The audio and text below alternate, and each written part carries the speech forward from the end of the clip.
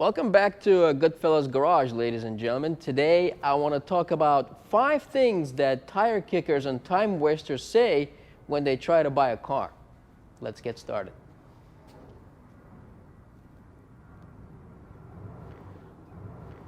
We are actually, as you can see, pretty empty here in our warehouse.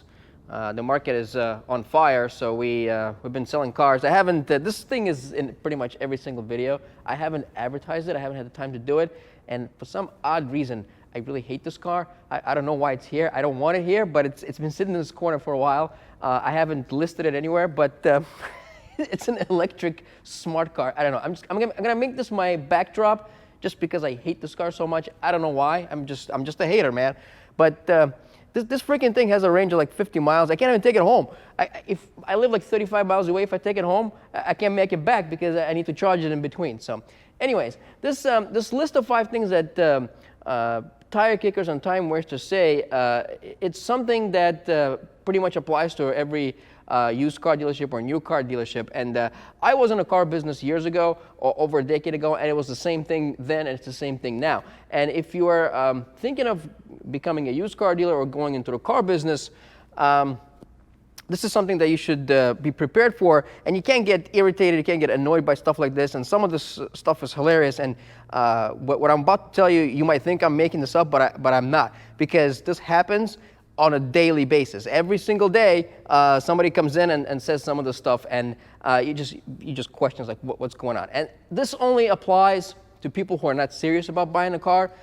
They're coming here, they want to go for a joyride, and we get a lot of that stuff. But without further ado, let's get started. So number 5 on the list is a type of customer that would call, or they would show up, they would look at a car, and they would poke around, and you'd spend like an hour or two with them, and then they go and say, well, if only this car wasn't blue, if only this car was white, if only this car had a tan interior. So whatever the color of the car is, it's going to be the opposite. Whatever the color of the wheels are, it's going to be the opposite. And it's like that with the whole car. And the question is that, why are you here? Why are you looking at this car if this is not something that you want? And I call out people all the time, and people get like taking us like, how dare you ask me that question? It's like, listen, I don't tell everybody this, but I do this as a hobby. I don't have to sell anybody anything. So this is my kind of a spare time project, if you will. So, and the market is hot right now, so it's the seller's market. So if you don't want this, somebody else will buy it. I'm pointing at this car. We're not talking about this particular car, just cars in general. And this is very strange, because if you're looking for a black car, why are you coming to look at a white car, right? I give you an example. Many of you who watch the channel regularly know that I used to own a 2017 Chevy SS with a manual transmission.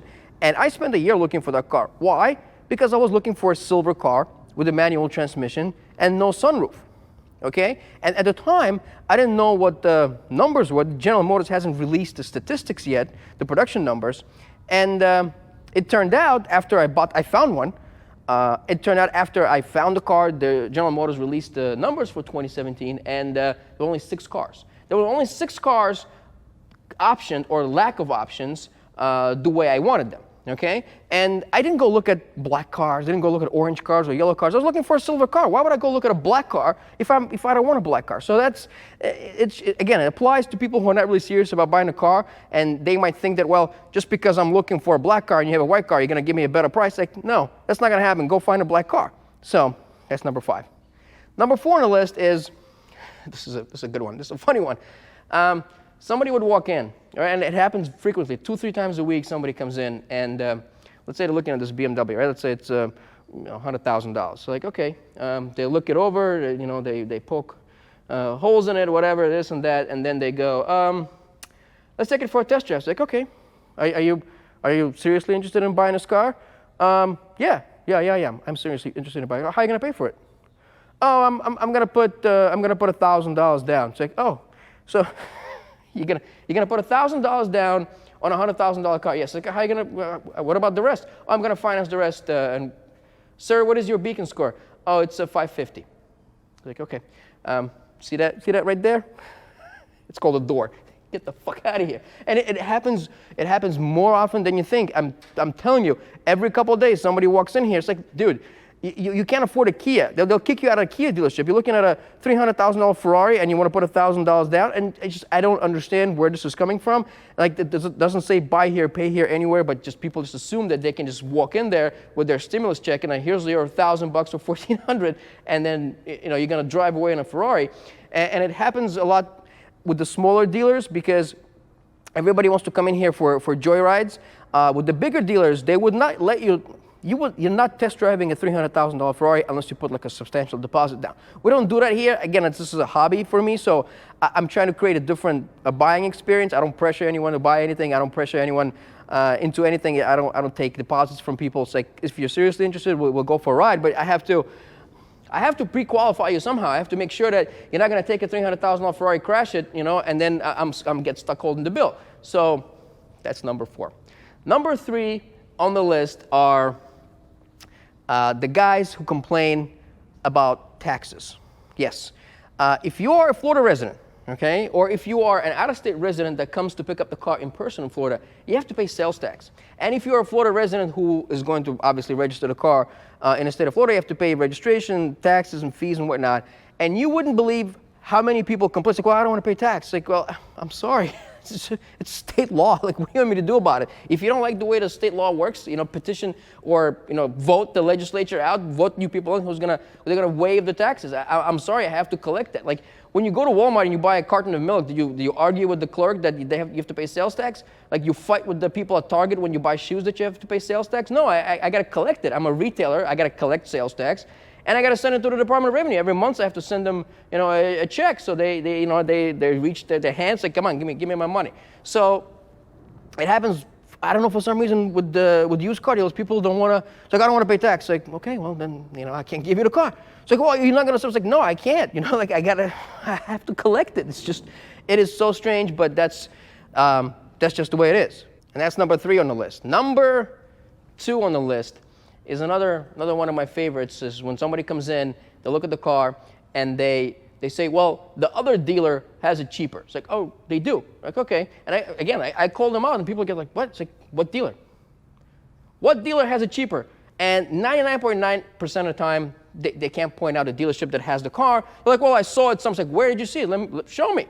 Listen, I want to be competitive too. Show me where the car is cheaper. And most of the time, they cannot point it out. In the 1% instance that they point out to a dealership that has a car that's cheaper, it's not the same car. It's the car with twice the mileage, 3 model years older, salvage title, whatever. It's like, yeah, of course it's cheaper. So again, you have to be prepared for stuff like this. You can't get frustrated or annoyed by that, because that's 95% of business. 95% of business is time wasters and tire kickers, and then real people come and buy the car. The real person who buys the car, they don't do stuff like this, okay? A person who is truly interested in the car, they're going to come in, they're going to look at the car, they're going to take it for a test drive, they're not going to ask you a million questions, they're going to put the money on the table, and they're gone. That's how real people buy the car. That's how I buy cars. If I want to buy something, I go, I look at it, I test drive it, I like it, here's the money, have a nice day.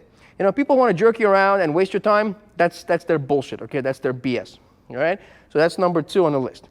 And number 1, by far, is the strangest and oddest thing, and you're going to think that I'm making this stuff up, but I'm not, is people get mad at you for selling the car when they put no deposit down, showed no interest in buying a car. They just made a phone call, or somebody would show up, and then, again, they kick some tires, and then they leave, and I know what they're doing. They're sitting there, they're watching your ad, and they're watching, they're trying to see if you're going to drop the price or whatnot, and then when the car sells, 15 minutes later, you get a phone call. I get this at least 2-3 times a week. Okay, I would sell a car, and somebody would call me and say, why did you sell the car? It's like, what do you mean why I sold the car? I'm in the business of selling cars. Like, what am I supposed to do? Wait for you to show up? Like, oh, I called you, I was interested. It's like, did you put a deposit down? Oh, no, well, I thought, like, you thought what? What did you think? And again, I run a different kind of business. The whole point of me starting this business is I wanted to do it differently. I didn't want to do it like every other dealer out there who pressures people and, oh, give me a deposit, give me this. I don't do any of that stuff. And I lose a lot of sales because of that. And the reason I did this is because I used to buy a lot of cars. And every time I would go to a dealer, I hated that. I hated buying cars from a dealership because It's always pressure tactics. It's always some BS. It's always a bait and switch. There's always some kind of hidden fee that shows up somewhere on a bill of sale out of nowhere. And I hated that. It's like, listen, I can do it better. I can do it in a different way. And that's why we started the business. And we don't charge dealer fees. We don't charge any hidden fees. There's no BS with us. So people call and they get mad. It's like, listen, why did you sell the car? It's like, you didn't put down any deposit. You didn't show me any hint of interest. And now you're mad at me that I sold it to somebody else who came and gave me the money. I had a guy who called the other day on a Porsche that I had. There was a 911 Carrera S that's gone already. And he's like, listen, I'm really interested in the car, blah, blah, blah. I was like, okay, cool.